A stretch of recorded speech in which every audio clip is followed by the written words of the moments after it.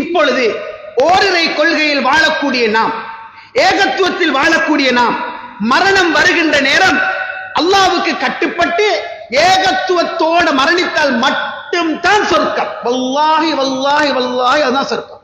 தௌஹீதில் மௌத்தா போனாலே தவிர வேறு யாருக்கும் சொர்க்கம் கிடையாது. அது நீங்க எல்லாரும் அறிஞ்ச விஷயம். எதுல மௌத்தாகணும்? தௌஹீதில் மௌத்தாகணும், ஏகத்துவத்தில் மௌத்தாகணும். சுப்ஹானல்லாஹ். எங்கட சிந்தனை எல்லாம் அந்த அதா இருக்கணும். யக்கூப் அலைஹிஸ்ஸலாத்து வஸலாம் மரணம் வருகின்ற நேரத்தில் எதுக்கு கவலைப்படாம என்ற பிள்ளைகள் இஸ்லாத்தோட ஏகத்துவத்தோட மௌத்தா போறாங்களா, தௌஹீதோட மௌத்தா போறாங்கன்னு செக் பண்றாங்க. பாருங்க,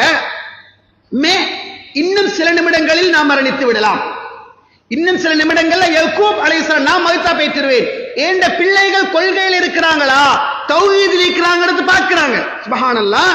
ஓரிரை கொள்கையில உறுதியாக இருக்கின்ற நிலைமையில் மரணம் வர வேண்டும் என்று நபிமார்கள் தன் பிள்ளைகள் விஷயத்தில் ஆசைப்பட்டார்கள். உங்களுக்கு பார்க்கலாம், அதாவது திசை மாறி போன பல்வேறு விக்கிரகங்களை கடவுள்களை வணங்கி வந்த அந்த சமுதாயத்தில் ஓரிரை கொள்கையை கொண்டு வந்த நபிமார்கள் எனக்கு கிடைத்தது என் பிள்ளைக்கு கிடைக்கணும், பரம்பராவைக்கு கிடைக்கணும் துஆ கேட்டாங்க. இதான் உங்களுக்கு பார்க்கலாம்.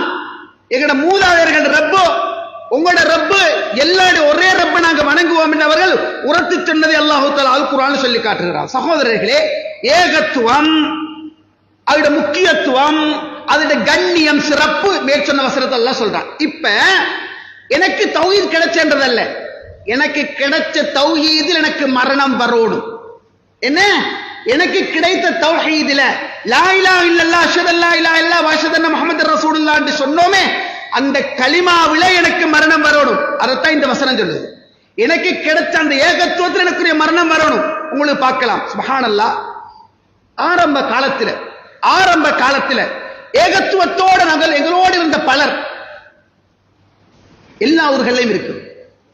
ஏகத்துவத்தோடு எங்களோடு ஒன்றா இருந்தவங்க, திண்டு குடிச்சு படுத்தி விளையாடி கஷ்டப்பட்டு சிரமப்பட்டு மிகப்பெரிய தியாகம் செய்த பலர் 5, 10, 15, 20, 25 ஆண்டுகள் கடந்ததற்கு பின்னால கொள்கையிலிருந்து ரிவர்ஸ்ல போறத உங்களுக்கு பார்க்கலாம்.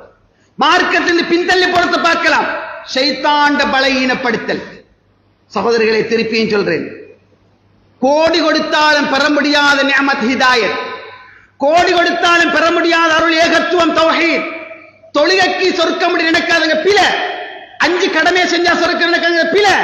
தௌஹீதில் 5 கடமை வந்தால் சொர்க்கம். ஏகத்துவம் இல்லாமல் செய்கின்ற இபாதத் எந்த விதமான பெருமதியும் இல்லை.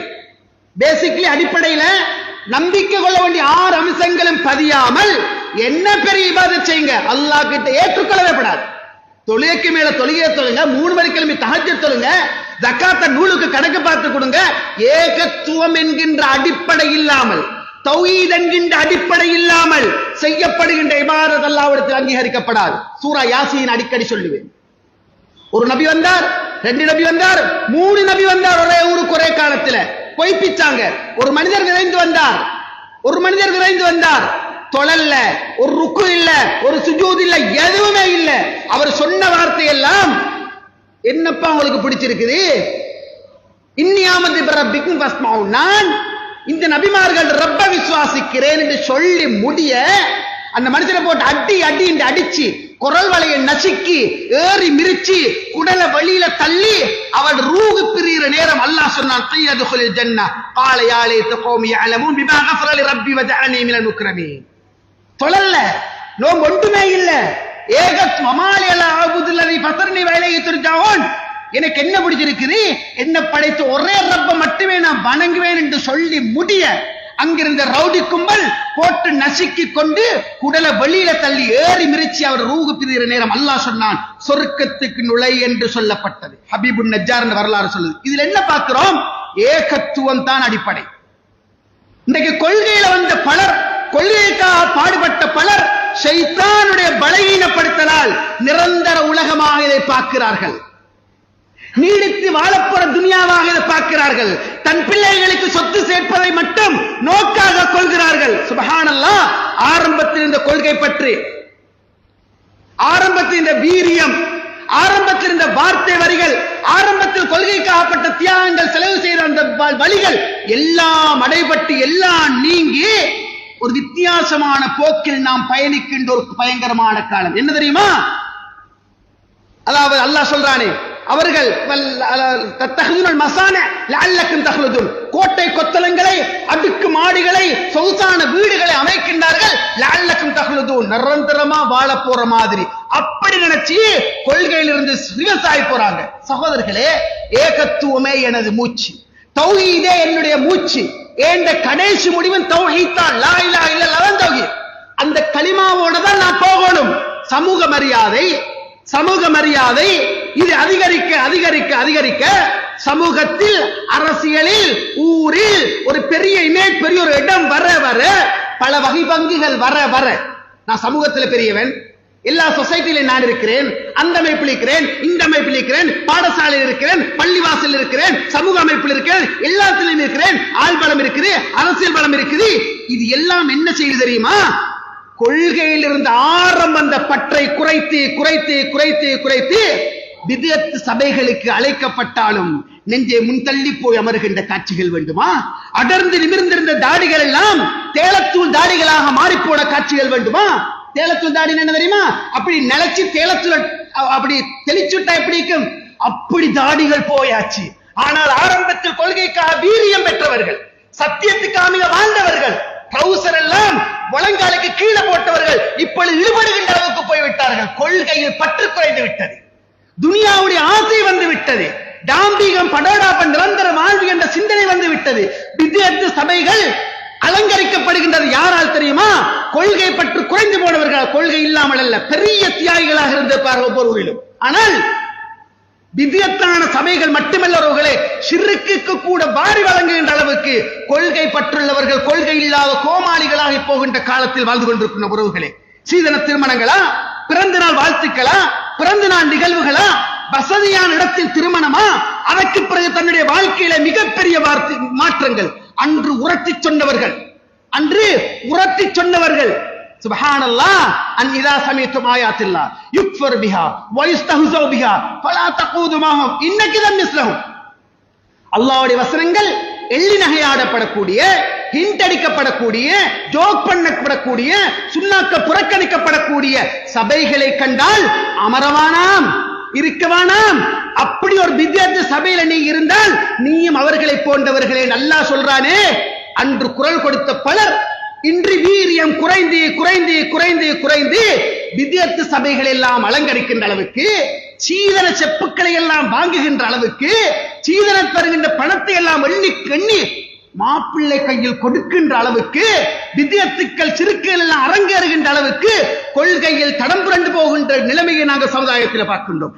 மாற்று மத அனாச்சாரங்களுக்காக பணம் வழங்கக்கூடியவர்கள் இருக்கின்றார்கள், இல்லை என்று சொல்லக்கூடாது. கடையை நிர்வகிக்கிறான், மாற்று மத ஹராமான ஒரு அனாச்சாரத்துக்கு வந்து கேட்கிறான், வேற வழி இல்லையாம், சும்மா அரிசி மூட கணக்கு, மாவு மூட கணக்கு, சல்லி லட்சக்கணக்கு. என்ன செய்யறோம்? எங்க போச்சு கொள்கை பற்று? மார்க்கத்தை பற்றி உணர்வு எங்க போச்சு? பூஜைகளுக்காக செலவழிக்கின்றவர்கள் வேண்டுமா? அவங்களோட தினங்களை, அவர்கள் குறிப்பிட்டு வைக்கின்ற தினங்கள், நாட்களை கொண்டாடுகின்றவர்கள் வேண்டுமா? கௌரவப்படுத்துகின்ற நிகழ்வுகள் வேண்டுமா?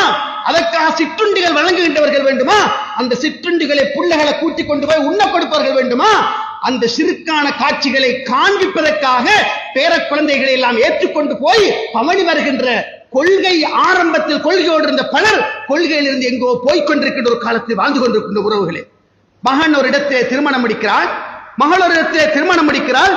இப்பொழுது கொள்கை கற்றவர்களாக இருந்தால் என்ன நடக்கும் தெரியுமா? மகன் சொல்றது சரிதானே, ஏன் மகனுக்கு கிடைக்கவில்லை ஏகத்துவம், தந்தைக்கு ஏகத்துவம் கிடைத்தது.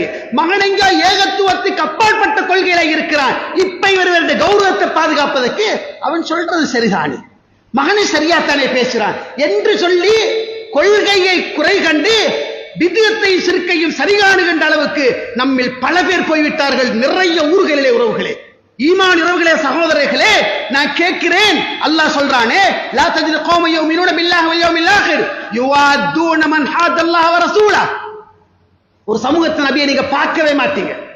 அல்லாஹ்வை மறுமை நாளை விசுவாசம் கொண்டு வாழுகின்ற அந்த சமூகம், அல்லாஹ்வை எதிர்க்கின்ற, ஷிர்க்கை வாழ வைக்கின்ற, பித்அத்துக்காக போராடுகின்ற அந்த சமூகத்தோடு கைகோர்த்து ஒன்றாக இருக்க நீ காணவே மாட்டீர்.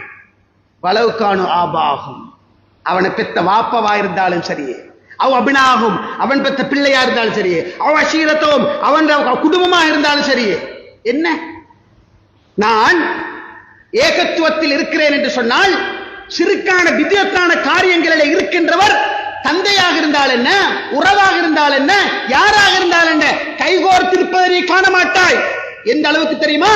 சுப்ஹானல்லாஹ், உலாயிக கதப ஃபீ குலூபிஹில் ஈமான், அல்லாஹ் அவருடைய உள்ளத்தில் ஆழமான ஈமானை பாய்ச்சித்தான். வயதஹும் பிருஹிமின், ஒரு விசேஷமான சக்தியை கொண்டு அல்லாஹ் தஆலா உறுதிப்படுத்தி விட்டான். அவர்கள் தான் உலாயிக ஹிஸ்புல்லாஹ், அல்லாஹ்வுடைய கட்சி, அல்லாஹ்வுடைய இயக்கம், அல்லாஹ்வுடைய கோஷ்டி. அல்லாஹ் தஆலா யாரை சொல்றான் தெரியுமா?